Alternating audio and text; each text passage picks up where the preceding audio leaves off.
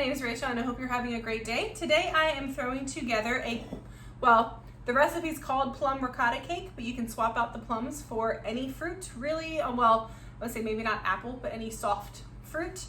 So today I'm actually using frozen berries. I have plums, but one, I don't want to have to cut them and pit them and do all of that. And two, they taste really good and I just don't want to put them in a cake. I want to eat them.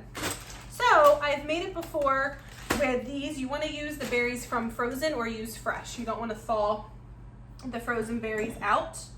So I cracked 3 eggs and I put in the recipe down below 3/4 of 1 cup of sugar because it depends on how sweet you like things. Also, I would say it depends on the sweetness of the fruit that you are putting in. I would say this isn't incredibly sweet, but I still went on the lower end because I don't like very sweet desserts, or my family doesn't either. I am somewhat following a recipe that I found online. I will link it below. I made a few adjustments, not too many, I think less sugar, and then using the berries instead of the plums, but they do offer that as an alternative as well. All right, so this is a very easy cake. I just mixed the sugar and the eggs, mixed that slightly, adding in all of the liquidy items. It calls for a teaspoon of vanilla. Vanilla is one of those things I never bother to measure. I figure a little more never hurts. This is the vanilla that I make. I have a video on making that vanilla. It's very easy.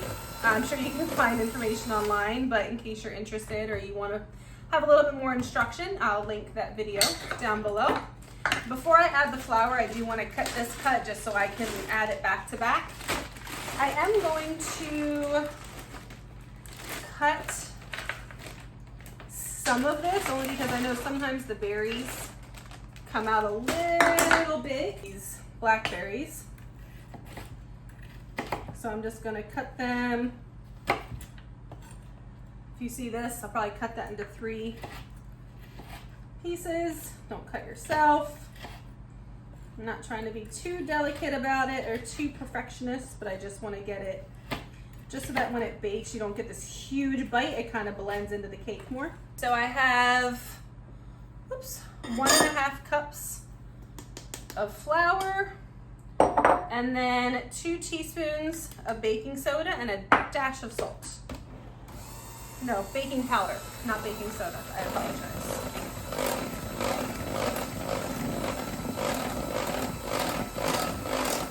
I'm just waiting to see how much of this I can get on myself.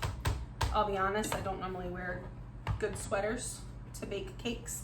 I don't understand when I watch shows, cooking shows, shows on here, wherever it is, and people are all dressed up so nicely in the kitchen, and it just astounds me because inevitably I will get something on myself every time.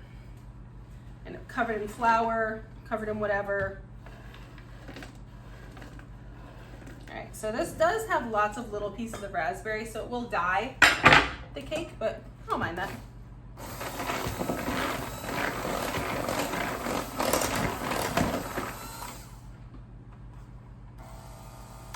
I'll be honest, using the blender to mix that probably was a little unnecessary.